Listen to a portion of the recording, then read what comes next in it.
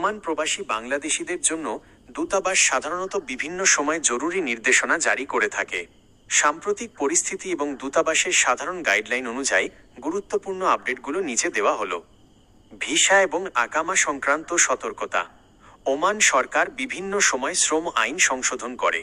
দূতাবাস থেকে বারবার অনুরোধ করা হয়, অবৈধভাবে অবস্থান করবেন না।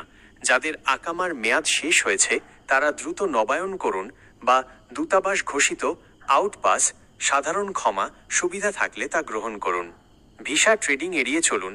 অন্যের নামে ভিসা কেনা বা দালালের খপ্পরে পড়ে ওমানে আসা আইনত দণ্ডনীয় অপরাধ। 2. পাসপোর্ট এবং ডকুমেন্টেশন। এমআরপি ও পাসপোর্টের মেয়াদ শেষ হওয়ার অন্তত 6 মাস আগেই নবায়নের জন্য আবেদন করুন। বর্তমানে ওমানস্থ বাংলাদেশ দূতাবাস পাসপোর্ট সেবা প্রদান করছে। পাসপোর্ট হারিয়ে গেলে দ্রুত স্থানীয় থানায় রিপোর্ট করে দূতাবাসের সাথে যোগাযোগ করুন। 3. শ্রম আইন ও কর্মস্থল। বেতন ও সুযোগ সুবিধা। কোনো কোম্পানি যদি নিয়মিত বেতন না দেয় বা চুক্তির শর্ত ভঙ্গ করে, তবে ব্যক্তিগতভাবে বিবাদে না জড়িয়ে সরাসরি দূতাবাসের শ্রম উইংয়ে লেবার উইং লিখিত অভিযোগ জানান। পলাতক বা হারুব অ্যাবসকন্ডিং, নিয়োগকর্তার অনুমতি ছাড়া কাজ পরিবর্তন বা পালিয়ে যাওয়া বড় ধরনের অপরাধ, যার ফলে আপনি আজীবনের জন্য ওমান থেকে নিষিদ্ধ হতে পারেন। 4. সাইবার নিরাপত্তা ও গুজব। সোশ্যাল মিডিয়ায় ফেসবুক, টিকটক প্রচারিত অসম্পূর্ণ বা ভুল তথ্যে বিভ্রান্ত হবেন না। যে কোনো জরুরি ঘোষণা বা ছুটির বার্তার জন্য দূতাবাসের অফিসিয়াল পেজ বা ওয়েবসাইট অনুসরণ করুন।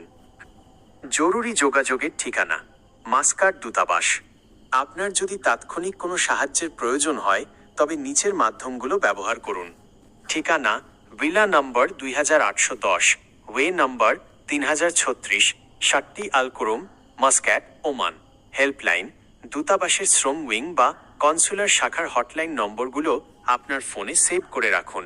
Official Facebook: Bangladesh embassy, Muscat, Oman. মনে রাখবেন, ওমানের আইন অত্যন্ত কঠোর। মদ্যপান, জনসমক্ষে বিবাদ বা রাজনৈতিক কর্মকাণ্ডে জড়ানো থেকে বিরত থাকুন। আপনার নিরাপত্তা ও সম্মান আপনার নিজের আচরণের ওপর অনেকটা নির্ভর করে। ওমানে আপনার কোনো নির্দিষ্ট সমস্যা, যেমন পাসপোর্ট সমস্যা বা বেতন সমস্যা নিয়ে কি বিস্তারিত তথ্যের প্রয়োজন?